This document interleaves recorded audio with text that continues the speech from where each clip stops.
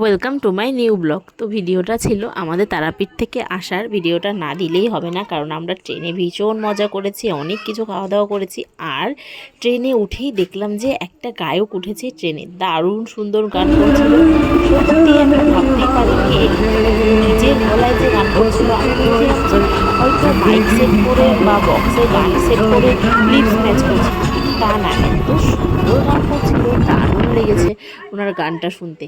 তাই জন্যে আমি আবার কি করেছিলাম যে ওনার গানটাকে একটু তোমাদের শোনানোর জন্যে হালকা করে সাউন্ডটাকে একটু রেখেছিলাম। তারপর তো দেখতেই পারছো আমরা ট্রেনে খুব মজা করে করে আসছি। ট্রেনে যাওয়া আসাটা আমাদের শেষই হয়ে গেল, কারণ ছেলে যে এত ট্রেনে চড়তে ভালোবাসে। তারপরে আবার বাড়িতে গিয়ে কতদিন পরেই আবার ঠিক শুরু হয়ে যাবে, আবার কবে ট্রেনে চড়বো। এই জন্যে সব ভিডিওগুলো ভালো মতন করে রেখেছি, যেন ছেলেকে বাড়িতে এসে আবার দেখাতে পারি যে তুমি দেখো ট্রেনে চড়েছো আর কত মজা করেছো। আর গায়কটাকে যদি তোমরা কেউ চিনে থাকো আমাকে কমেন্ট করে জানিও। আমি কিন্তু চিনি না, কিন্তু ওনার গানের গলা বীভৎস সুন্দর ছিল। সত্যি আমার মনে হচ্ছিল উনি নিজের গানই উনি গান করছে, এত সুন্দর গান করছিল। আর যেই গান করতে বলছিল সেই গানগুলোই করছিল। যাক, খুব ভালো লেগেছে। আর কত হার্ড ওয়ার্কিং মানুষ আছে, কত ট্রেনে উঠেও নিজের প্রতিভা দেখাচ্ছে। অনুভব করার মতো করলে এটা অবশ্যই আছে, কারণ এত সুন্দর গান করছিল আমরা সবাই অবাক হয়ে গেছিলাম।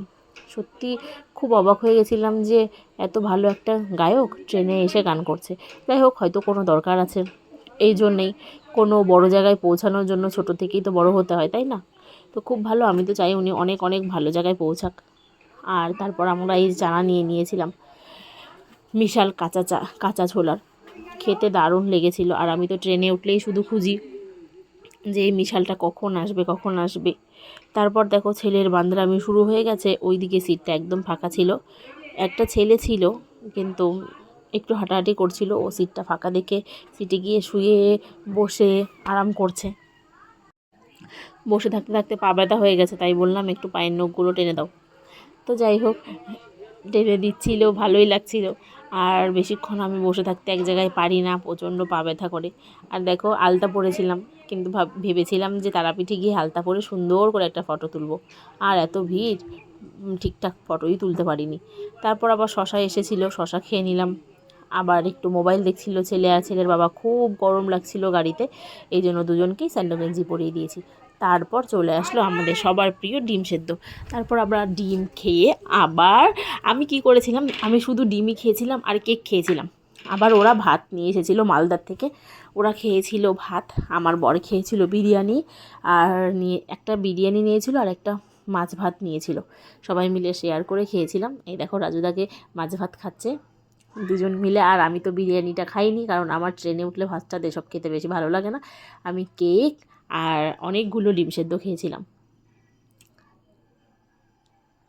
যাই হোক, আমার ওই প্যাকেটের খাবারই খেতে ভালো লাগে, ডিমটা খেতে ভালোবাসি তাই বলে ডিমটা খাই, নয়তো আমার বাইরে গিয়েই মাছ মাংস এসব খেতে ভালো লাগে না।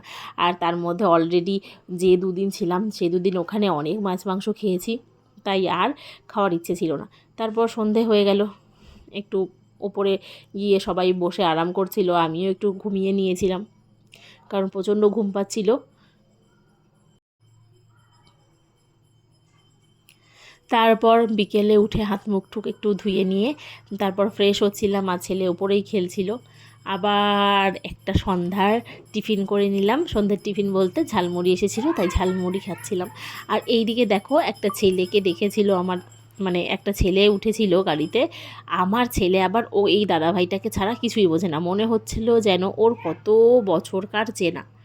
দেখো কত সুন্দর মিলে গেছে ওর সঙ্গেই, সারাটাক্ষণ খেলছিল, ওর কোলে মাথা দিয়ে ঘুমাচ্ছিল, ওকে তো ছাড়ছিলই না। যাই হোক, খুব ভালো লেগেছে এই দিনটা।